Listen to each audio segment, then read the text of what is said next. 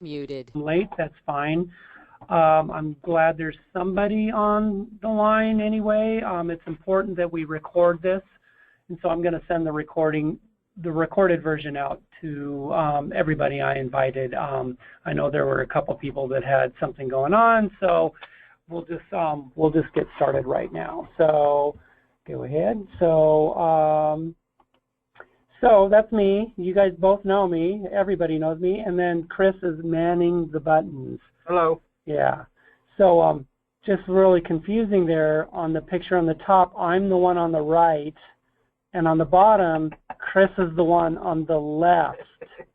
Just so you know, so you're not confused. Yeah. Hey, Amy. So, and Kim just arrived too. Okay, well, and now we're starting to get a bunch of people. Good. All right. As I was telling everybody else, I'm going to record this, and I'm going to send it out to all the people that we invited, and I'll have it to forward to other people as we need to. So welcome, and let's get started.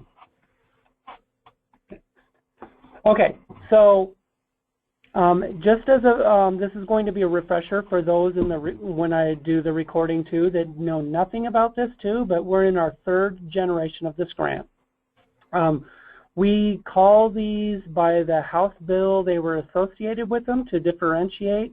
We started in 2012-13 when I was hired with 9 districts. That was House Bill 2800. We started with $200,000. And then we went into school years 2013-14 and 14-15 for House Bill 2649. That was 23 districts and $1.2 million. Now, and again, what's really important here, that this was all of one grant at the time. It was one competitive grant. And it was more or less 80% of the money went, 80% of it went to purchasing local Oregon-grown and processed food, and 20% of it went to educational opportunities to support that. And so it was all school districts at the time that were participating in this competitive grant for those 2 generations. So, which brings us to our current bill. We're just in our second year of the biennium for Senate Bill 501. And we're in the 2016-2017 school year now. Last year, we had 131 districts initially opt in for this. I think 3 of them dropped out pretty quickly after that. And then we had still more that didn't participate. They just didn't spend any money. That money that was unspent went back into the pot, and into the pot for this year, it was redivided out again. We picked up 17 more school districts, so we're at 144 right now. But so anyway, but we're going to talk about last year's history of the purchases for this grant and compare it to the previous full year. So anyway, we had $4.5 million. We took 80% of that $4.5 million for this non-competitive grant this year. Half of that was available for last year, and half is available for this year. Okay.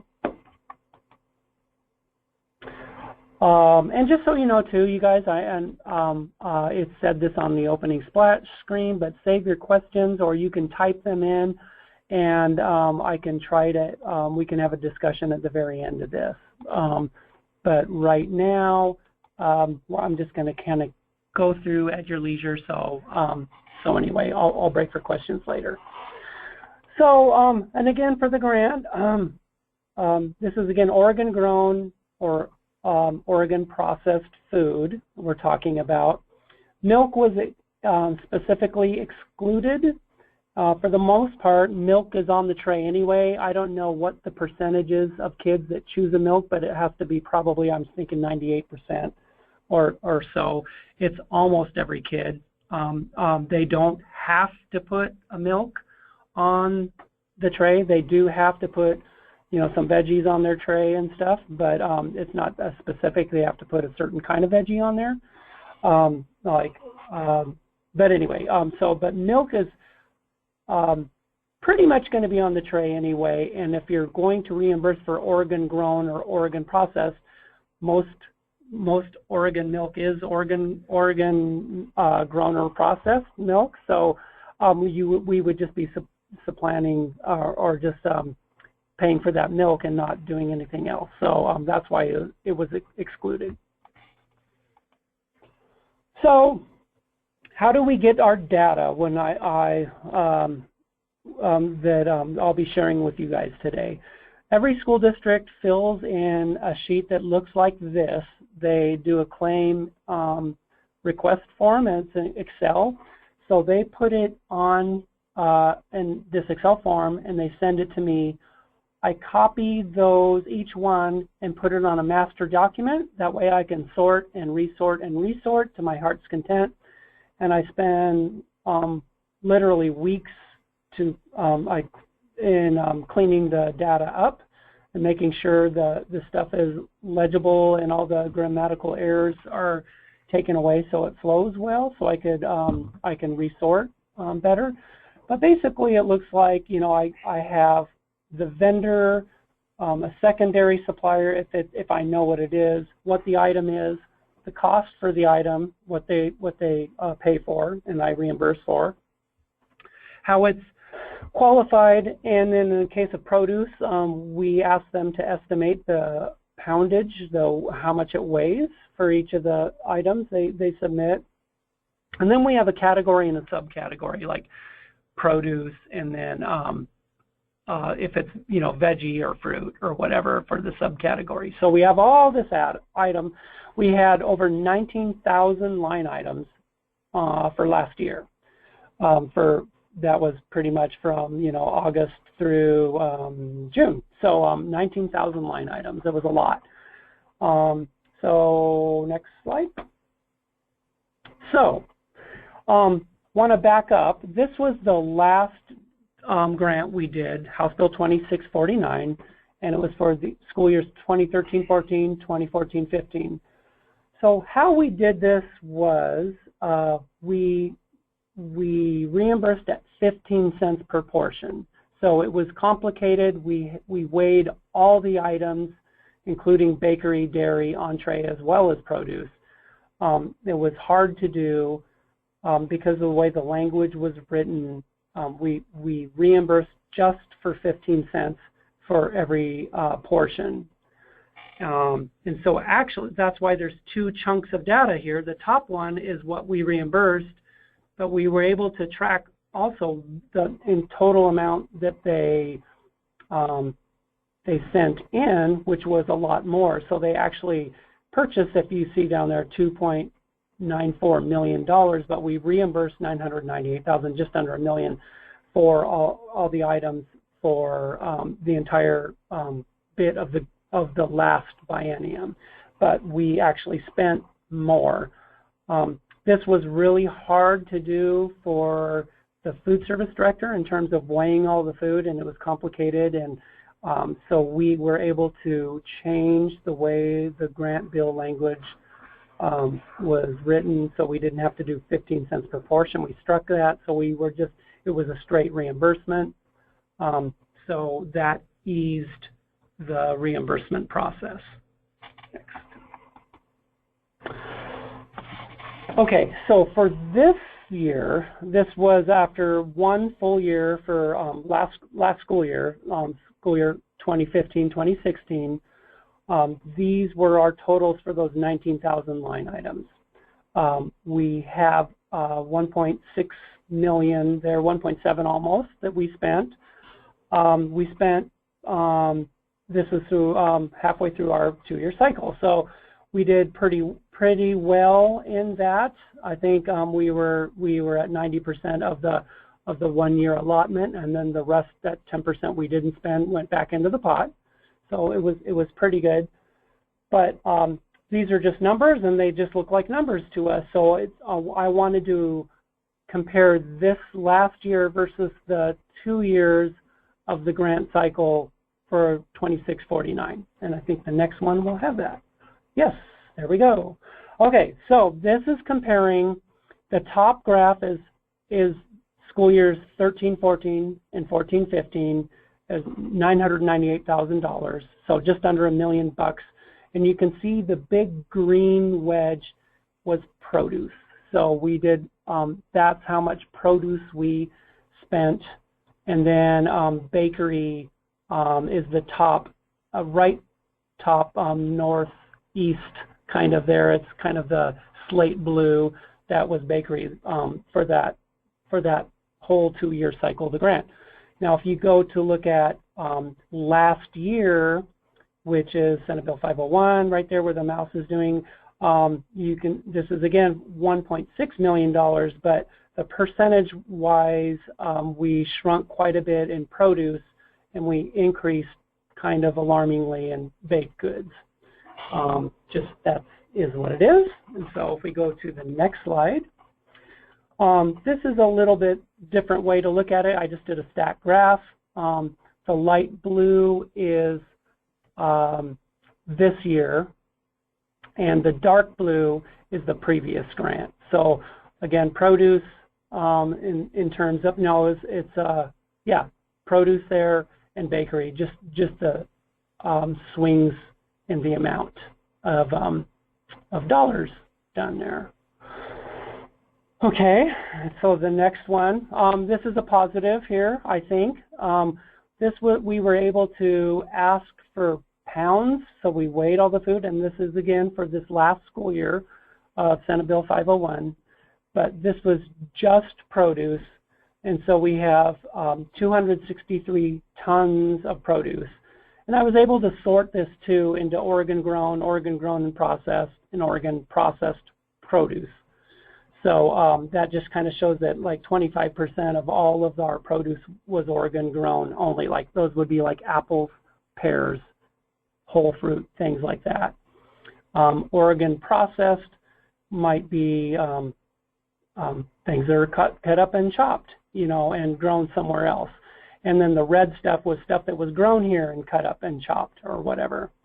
So Oregon, or yeah, processed stuff. So next slide. Okay.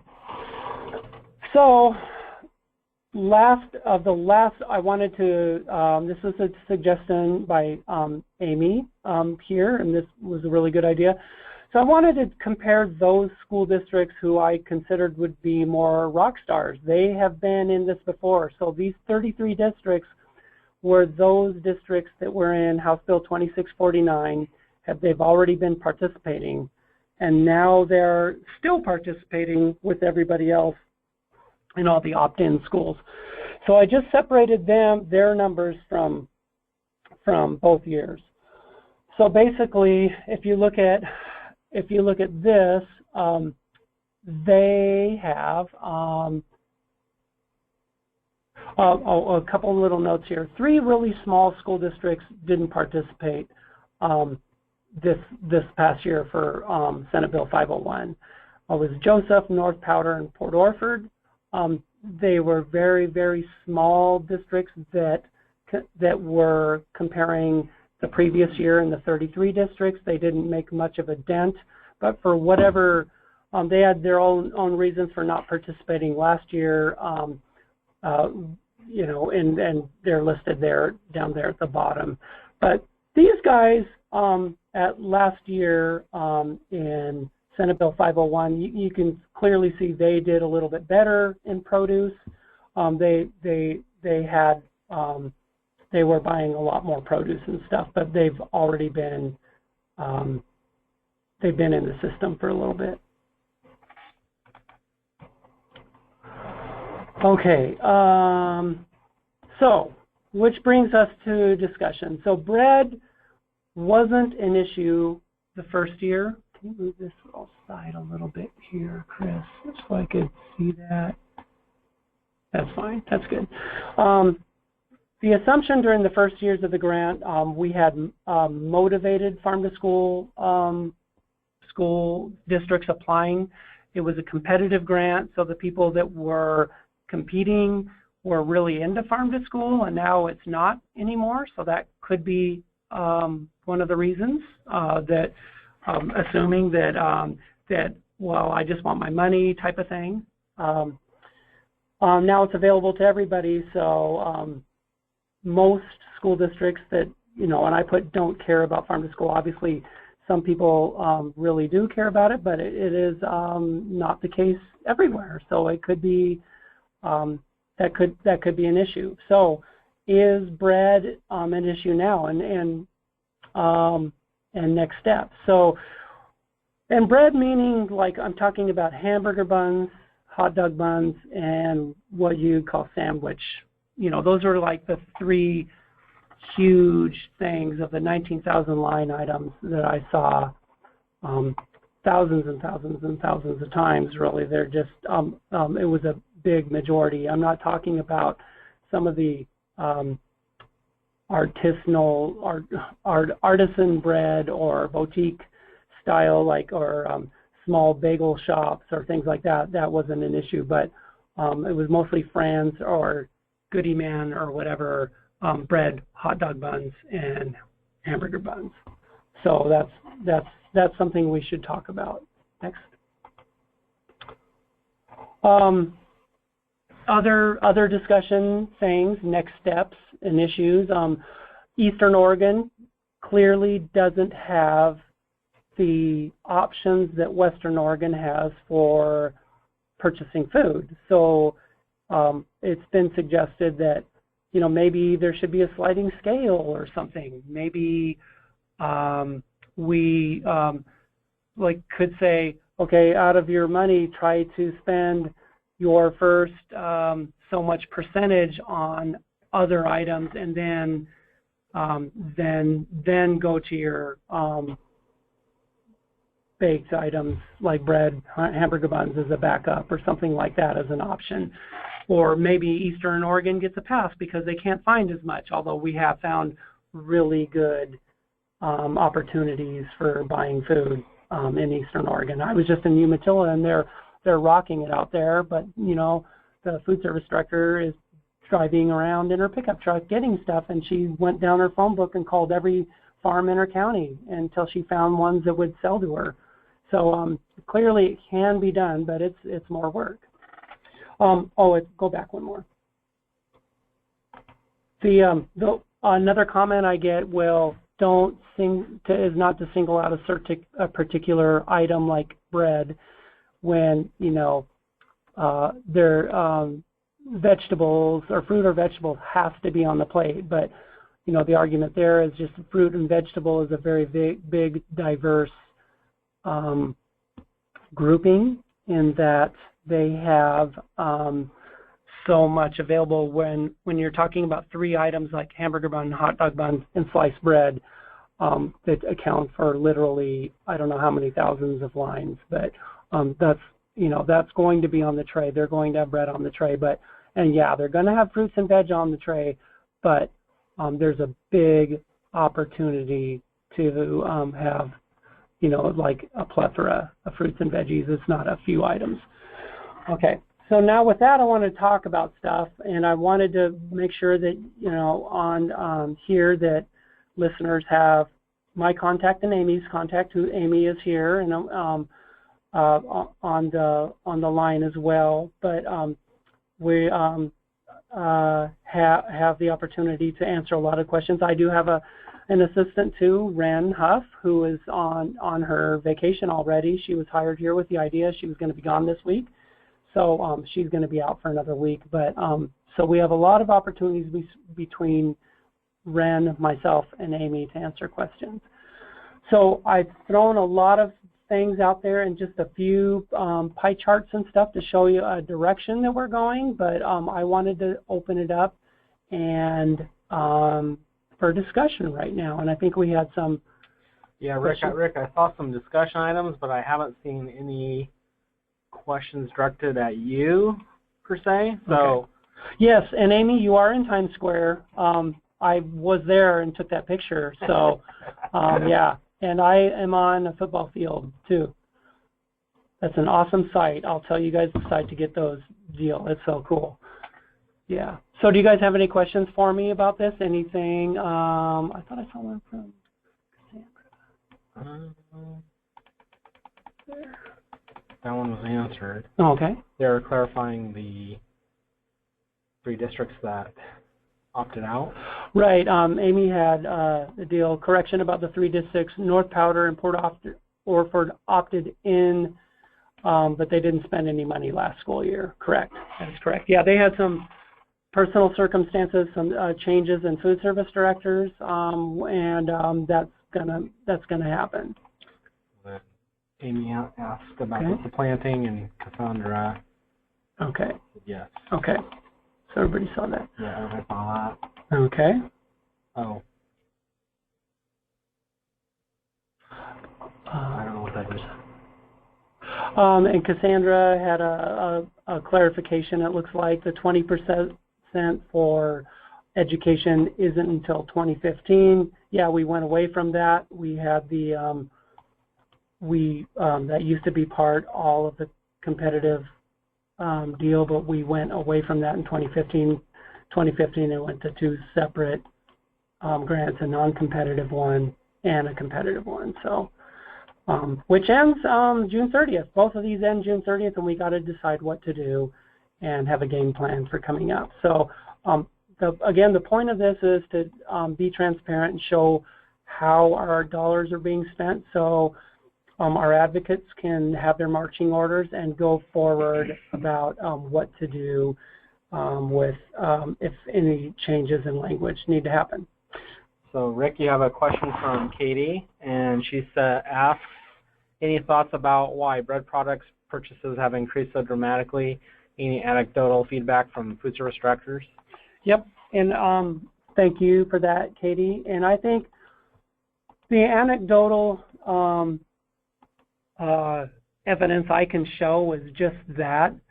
I think the evidence shows that when we had it as a competitive grant where food service directors were really into farm to school, they made really good choices. But since we opened it up to the world, and I can tell you that we have really tried to, we have training video online. We have done trainings. Both myself, Amy, and Megan have been all over the state doing trainings. We did a huge training at the School Garden Summit for food service directors, and I think there was 30 food service directors in the room. And it seems like the learning curve since we opened it up to the masses has been more dramatic. And I think it's just personally, I think it's easy just to submit your bills and everything. In the case of like having a bakery bill, it's just right there and you can do that. And so it's a really easy fix if you're not into farm to school. That's the sense I'm getting. It's more of those schools that aren't farm to school players like we've been very used to for 5 years. I can tell you like the Portland Publics, the Bethels, Beaverton, Hillsboro, those guys that have been around, they're doing super fantastic. But there's a bunch of others that are just like, well, I'm just going to put in my my bakery and my cut up celery because I can. And there's that. So that's the anecdotal evidence is that it's a lot easier than trying to source. It's farm to school, as you guys know, can be a little bit extra work. And that is it's been a little difficult getting people. I sure have found very good examples. And another thing we're doing, Amy and Megan and I are going to have another webinar in a few weeks. We've already started advertising it, and we've notified all the grantees. And again, it's a refresher course on where to source, where to buy food in all these categories. And we'll have some good examples of this. So the training continues. Megan basically says she has some questions and some feedback for presenting the information to school districts on the next webinar. Okay. So I'm assuming that's a personal conversation with you. That would be great. Love that. Cassandra has a comment about original version of the legislation specified that farm to school funding should not be used to supplant previous purchases. That language was removed in 2015. Correct. Yeah. And the bread question. Amy says, can I chime in on the bread question? And then she's stating another possibility is that for those food service directors new to farm school and local procurement, they may have been trying to stay in the black, so to speak, and skimming off their friends' bread purchases. Sure. Yeah. Yeah. And yeah, totally. And Chris, as a former food service director, Yes. what do you think about about this stuff about purchasing? About the bread? Yeah. Yeah. I think if you allow it, of course I would do it. Yeah. It's a smart business move. I just don't know about the point of the grant. Mm-hmm. I don't think that's what you guys intended. No. But if I was a food But service it's legal. director, it's legal. And It if I is was a legal food to service do it. director, I would do it. Yeah. There you go. Regardless if I was trying to buy Yeah. more local or not. Yeah. We have been, and we've been very upfront about this in our trainings. That's a really good point. I mean, we said you guys can certainly do that when we started noticing the uptick, when bread started to become an issue, in my eyes anyway. We said, you certainly can do that, and if you turn in receipts, I am going to pay for them because that's the law. I have to do that. But we might be shooting ourselves in the foot. We don't. That wasn't the intention of the grant, so it might be an issue. It might not be though.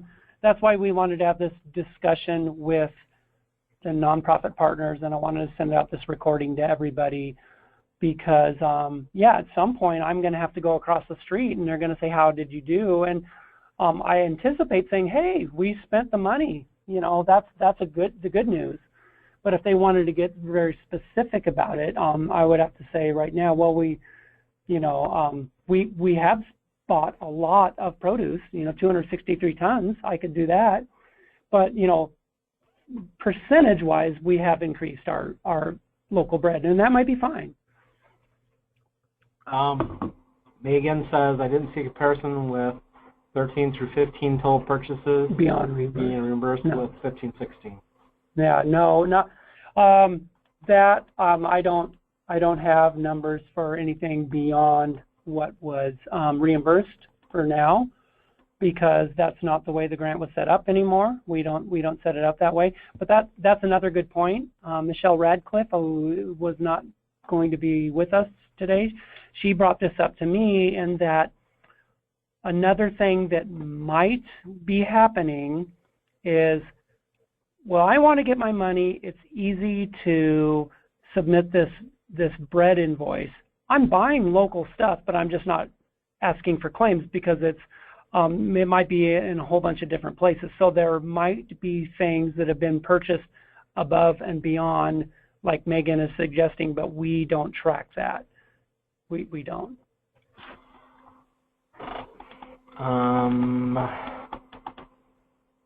Amy has a comment about DoD Fresh.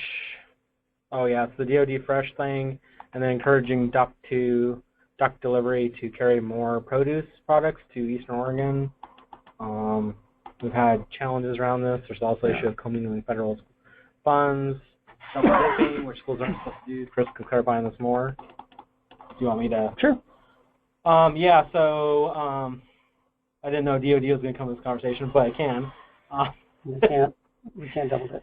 So basically, we have advocated for the last couple of years for DoD to go out to bid to include the service to the eastern side of the state.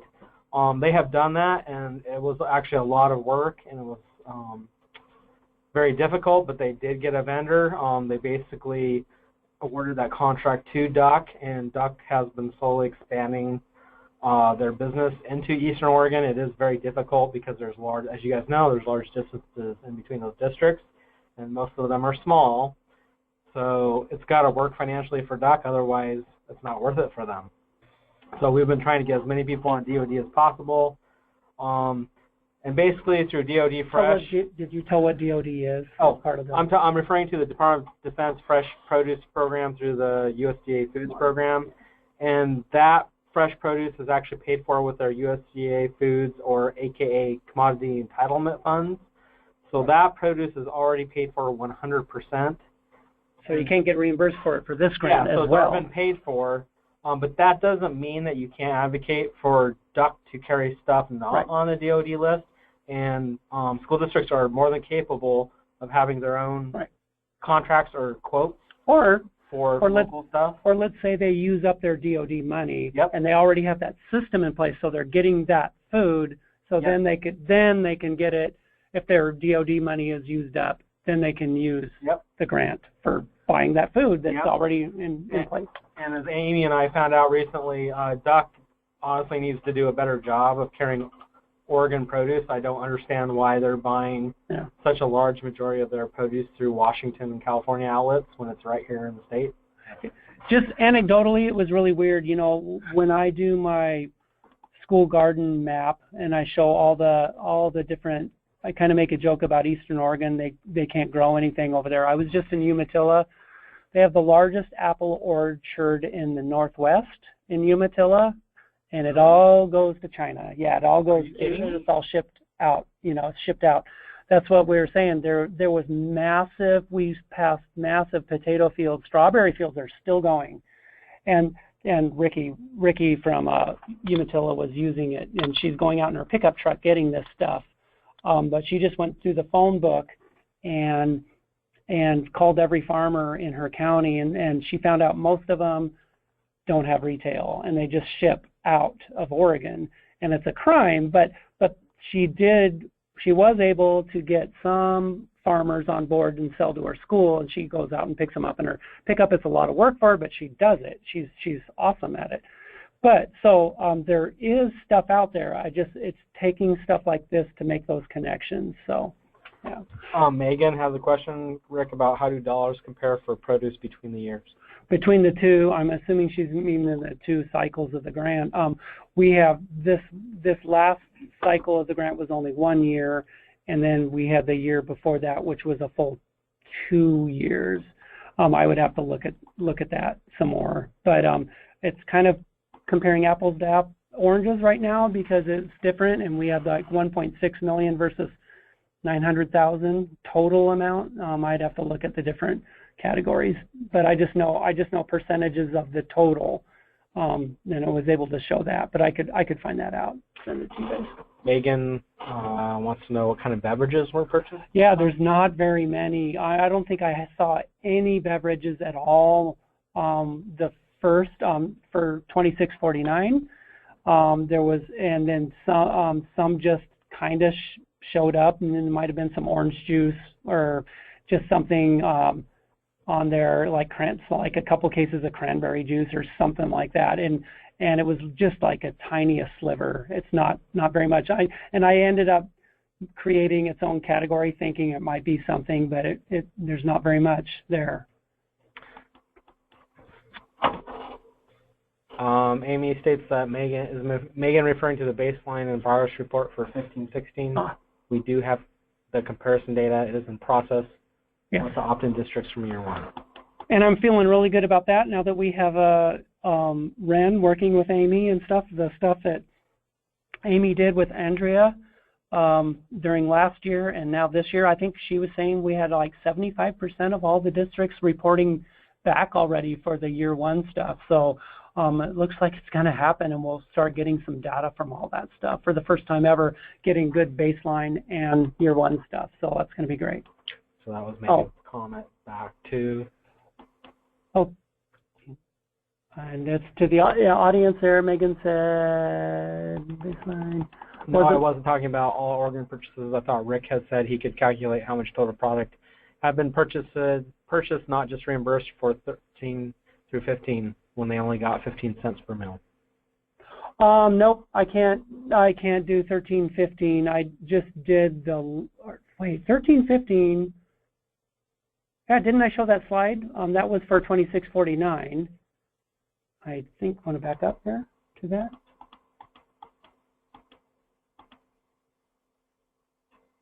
One more. That one. Yeah. So this was 1314 and 1415 combined, 2649. The top was what we reimbursed for, and then the bottom was what the districts actually spent on the total amount. Yeah. So is that what you're referring to, Megan? But we reimbursed for the 998 1,000 up above.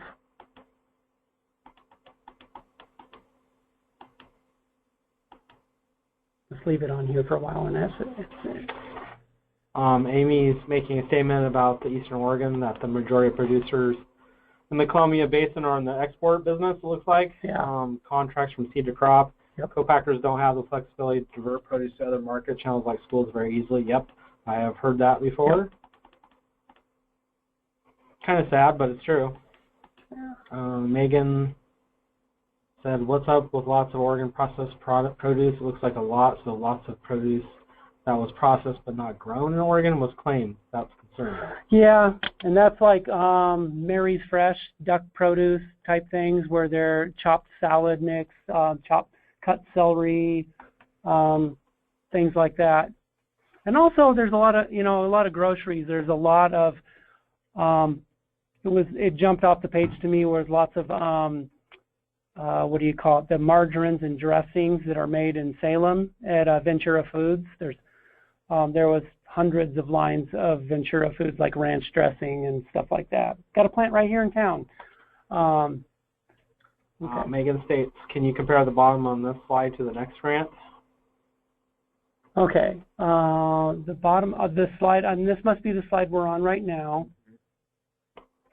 Yes, I can.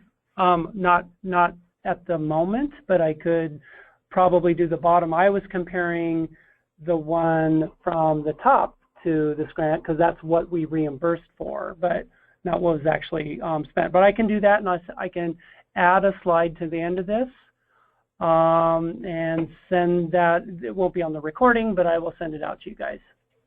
I will do that. Good idea. That's it. Does anybody have any more questions for Rick?